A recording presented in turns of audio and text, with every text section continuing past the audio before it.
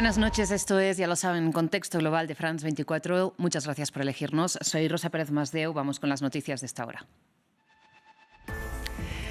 En Yemen, Estados Unidos bombardeó Sanaa y mató al menos a 15 personas, según las autoridades. El presidente Donald Trump amenaza con desatar el infierno en el país si los hutíes no cesan los ataques en el Mar Rojo. Y las tropas rusas avanzan en la retoma de la región rusa de Kursk. Sin embargo, Volodymyr Zelensky acusa a Vladimir Putin de mentir sobre la situación en el terreno, mientras el primer ministro británico Keir Starmer lideró una reunión virtual sobre el apoyo occidental a Kiev. Y Donald Trump invoca la ley de enemigos extranjeros contra los miembros del Tren de Aragua, un texto del siglo XVIII aplicado solo en 3 ocasiones. La Unión para las Libertades Civiles de Estados Unidos denuncia que el país no está en guerra contra Venezuela y un juez bloquea la orden ejecutiva.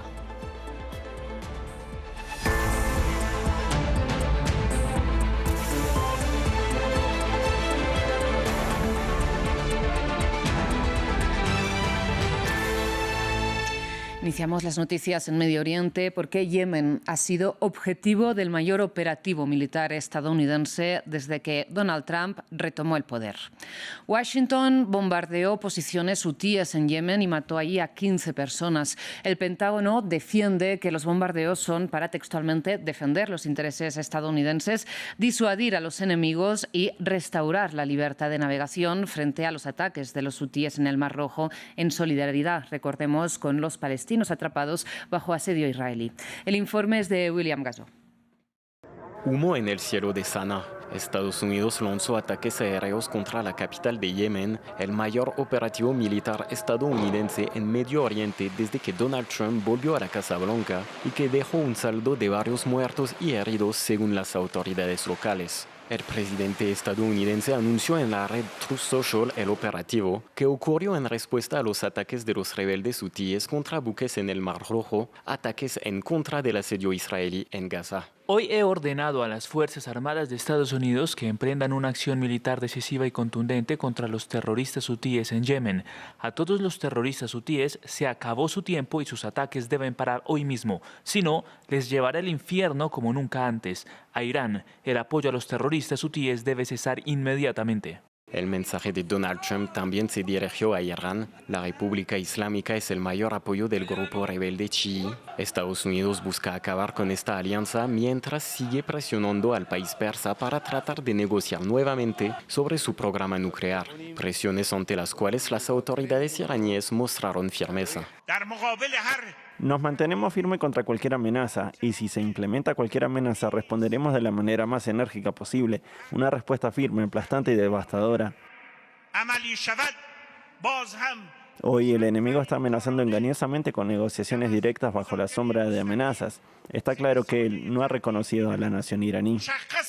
El operativo contra Yemen podría durar hasta semanas, según un oficial estadounidense interrogado por la agencia Reuters. Por su lado, los hutíes afirmaron estar preparados para cualquier escalada en el conflicto.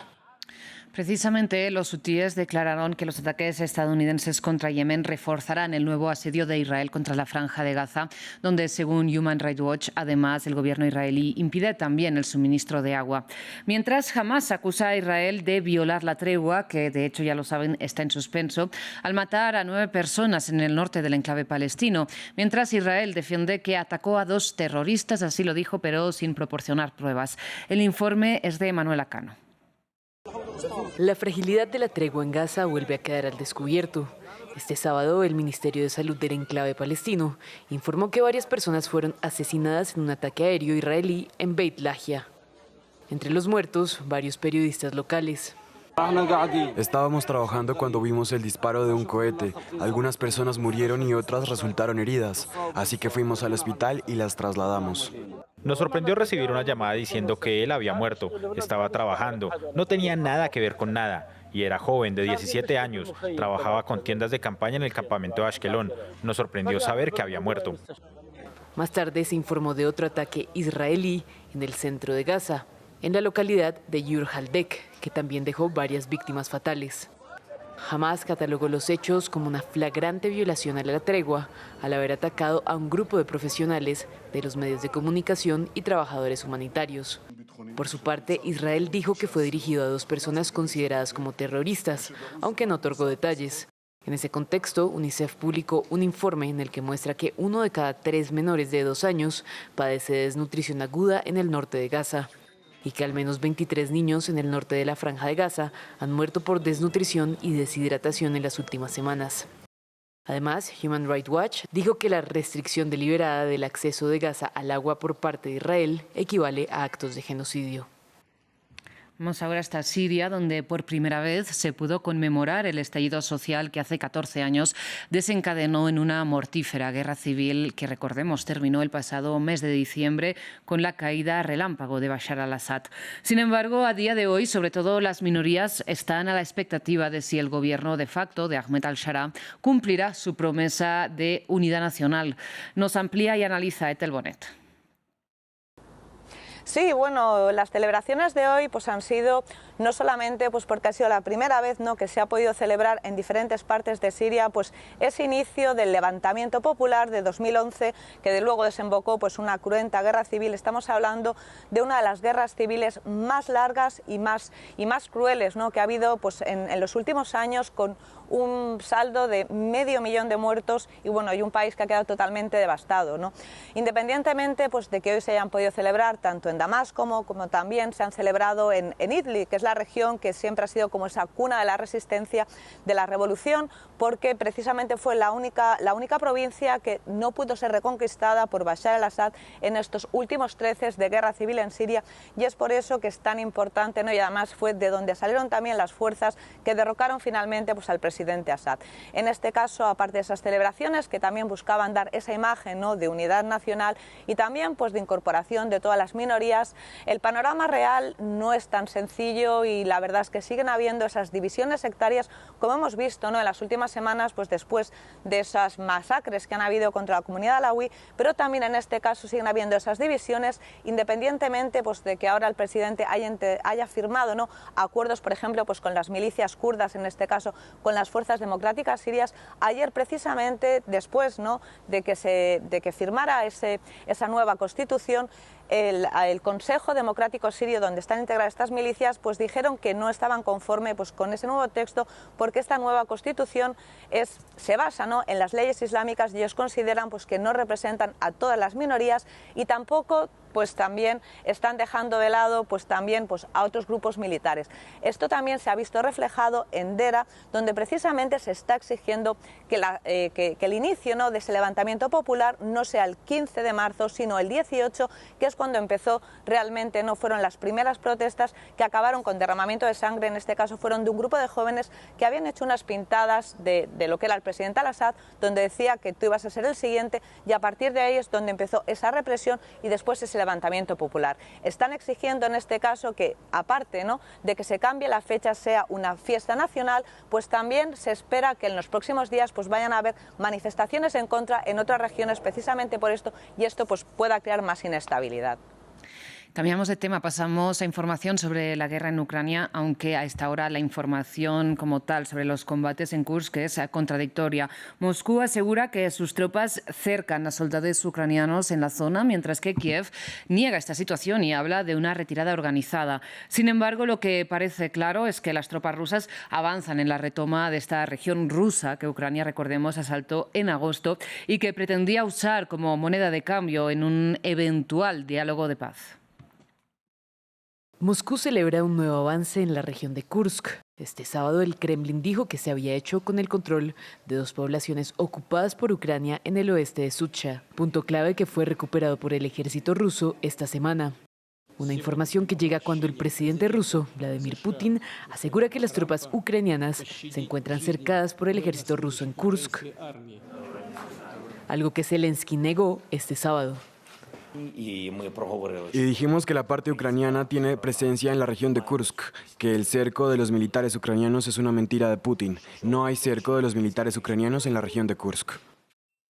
Ucrania capturó originalmente la región occidental rusa de Kursk el verano pasado y planea usar esos territorios como moneda de cambio en una eventual negociación con Rusia. En paralelo, el primer ministro británico, Keir Starmer, aseguró en una cumbre virtual sobre Ucrania que un grupo de países occidentales, llamado la Coalición de los Dispuestos, elaboraría planes para ayudar a proteger la seguridad de Ucrania en caso de un acuerdo de paz con Rusia. Por eso, ahora es el momento de debatir un mecanismo para gestionar y supervisar un alto del fuego total y acordar negociaciones serias que no solo conduzcan a una pausa, sino a una paz duradera respaldada por sólidas medidas de seguridad a través de nuestra coalición de voluntarios. Europa busca aumentar su participación en un escenario de negociaciones en el que el papel principal lo está jugando Trump. Luego de su acuerdo preliminar con Kiev de un cese al fuego de 30 días, sobre el que, sin embargo, Putin presentó condiciones y planteó serias dudas. Vamos ahora hasta Serbia, donde este sábado más de 100.000 personas, según las fuentes de seguridad, pidieron la renuncia del gobierno de Aleksandar Vučić. Los manifestantes inundaron las calles de Belgrado a pesar de que los transportes para llegar a la capital estaban suspendidos, según reportó el corresponsal de France 24 en francés. Se trata de la mayor movilización en meses de continuas protestas que iniciaron por el derrumbe de una estación que causó la muerte de 14 personas. Los manifestantes denuncian corrupción e incompetencia en el ejecutivo de Vučić, que lleva 12 años en el poder. La marcha de este sábado terminó con enfrentamientos entre los partidarios y los detractores del presidente y represión policial. Vamos a Estados Unidos porque Donald Trump invocó la Ley de Enemigos Extranjeros de 1798, un texto previsto para tiempos de guerra y aplicado solo en 3 periodos históricos, según el Brennan Center. Estos periodos serían durante la guerra de 1812 y durante la Primera y luego la Segunda Guerra Mundial. La Unión para las Libertades Civiles de Estados Unidos, ACLU, denunció la medida ante la justicia alegando que Washington no está en guerra contra Venezuela y que el presidente quiere usar esta ley para agilizar su plan de deportaciones. De momento, un juez federal ha bloqueado la orden ejecutiva. De conformidad con la Ley de Enemigos Extranjeros, el fiscal general y el secretario de Seguridad Nacional deberán, de conformidad con la ley aplicable, aprender, restringir, asegurar y expulsar a todo enemigo extranjero descrito en la sección 1 de esta proclamación. Seguimos en Estados Unidos, donde tornados e incendios forestales mantienen en alerta a varios estados. En Missouri, unas 14 personas murieron a causa de los tornados, mientras que en Oklahoma los incendios forestales destruyeron centenares de viviendas y llevaron a las autoridades a realizar masivas evacuaciones. El informe es de Martín Gripo.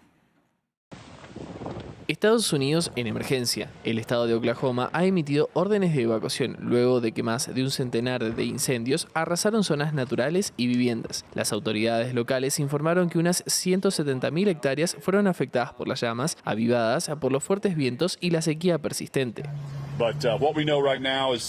Lo que sabemos a esta hora es que se quemaron unas 170.000 hectáreas y el Departamento Forestal está trabajando en este momento para obtener la cifra exacta. Anoche recibí informes de unas 239 viviendas y otras estructuras destruidas.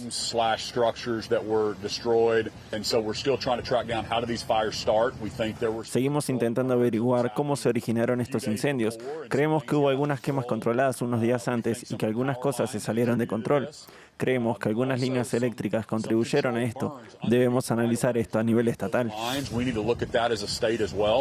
En Missouri, Arkansas y Texas, más de una decena de personas murieron por una serie de tornados. El medio oeste y el sudeste del país registran severas destrucciones. Desde el Servicio Meteorológico Nacional informaron que una veintena de tornados tocaron tierra en esas zonas. Mi cartel se dobló y cayó y se perdió parte del techo, se derribaron algunos árboles, se dañaron carros y ese tipo de cosas. Y las alertas se mantienen activas. Una serie de tornados continúa en los estados de la costa central del Golfo y en el sur profundo hacia el valle de Tennessee. Se esperan numerosos tornados significativos, algunos serán de larga trayectoria y violentos, esta tarde y noche.